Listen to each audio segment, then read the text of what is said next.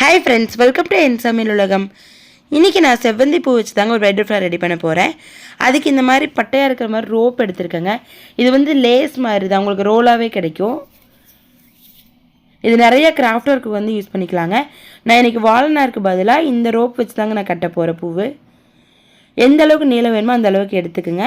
ரெட்டையாக போட்டுக்குங்க. ஒத்தை போட்டோம் அப்படின்னா நல்லா ஸ்ட்ராங் இருக்காது. வாழைநார் வந்து இப்போ மேக்ஸிமம் நமக்கு கிடைக்கிறது கிடையாதுங்க. அதனால இந்த மாதிரி வந்து நீங்கள் யூஸ் பண்ணிக்கலாம். இல்லை வந்து தண்ணி குடிக்கிறது, ஜூஸ் குடிக்கிறது, ஸ்ட்ரா வச்சு கூட கட்டலாங்க. அதுவுமே நிறைய பேர் வீட்டில் வந்து ஸ்ட்ரா இருக்கிறது இல்லை. அதனால நான் இந்த ரோப் வச்சு கட்டி காமிக்கிறேன் உங்களுக்கு. இது ஆக்சுவலாக லேஸுங்க, பார்டர் லேஸுன்னு சொல்லுவாங்க. இது எல்லா ஃபேன்சி கடையிலையும் கிடைக்குங்க. கொஞ்சமாக வந்து கேப் விட்டுட்டு இந்த மாதிரி நூலை வந்து கட்டி விட்டுருங்க. இப்போ இந்த முடிச்சிலேருந்து நம்ம பூ கட்ட ஆரம்பிக்கலாங்க. மேலே இருக்கிறத வந்து பின் பண்ணுறதுக்கு விட்டுருக்கேன். இப்போ இந்த முடிச்சுக்கு மேலே 2 செவ்வந்தி பூ வந்து வைக்கிறேன். உங்களுக்கு இடையில கலர் வச்சு கூட யூஸ் பண்ணிக்கலாங்க. நான் வந்து இன்றைக்கி ஒயிட் மட்டும் வச்சு கட்டி காமிக்கிறேன். காம்பு வந்து பார்த்திங்கன்னா கொஞ்சம் நல்லா ஸ்ட்ராங்காக இருக்கணும். அந்த மேல் பக்கம் வளைஞ்ச மாதிரிலாம் இருக்கிற மாதிரி பூ எடுக்காதீங்க. அந்த முடிச்சு மேலே வச்சுட்டு இந்த மாதிரி வலது பக்கத்துலேருந்து இடது பக்கமாக ஒரு 2 சுற்று சுற்றிக்கிங்க. அதுக்கப்புறம் ஃபஸ்ட்டு பூவுக்கு மட்டும் இந்த மாதிரி முடிச்சு போட்டுக்கணும். பூ கட்டினா முடிச்சு போடுவோம் இல்லைங்களா, அதே மாதிரியே வந்து முடிச்சு போட்டுக்குங்க. அப்படி உங்களுக்கு அந்த முடிச்சு போட தெரியாது அப்படின்னா சுற்றி மட்டும் நீங்கள் விட்டுருங்க, அவ்வளோதான். அடுத்த பூ வைக்கும்போது முந்தின பூவோட காம்பு வந்து வெளியே தெரியாத மாதிரி கொஞ்சமாக கீழே இறக்கி வைக்கணும். அடுத்த லைனுக்கு 2 பூ வச்சுட்டு 2 சுற்றி சுற்றிடுறேன். நல்லா டைட்டாக சுற்றிக்கணும்.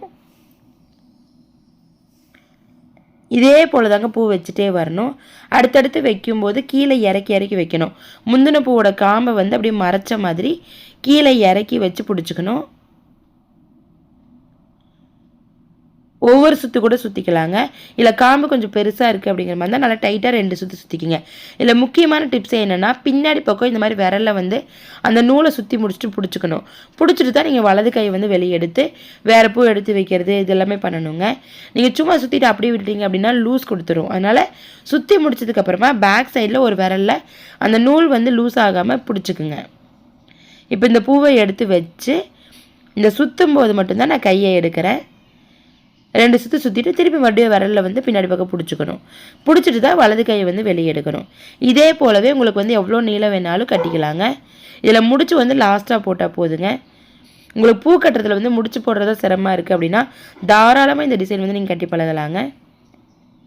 லாஸ்ட்டு பூ வந்து முடிச்சு போடுறதுக்கு அப்படியே இப்படி திருப்பிக்கிங்க.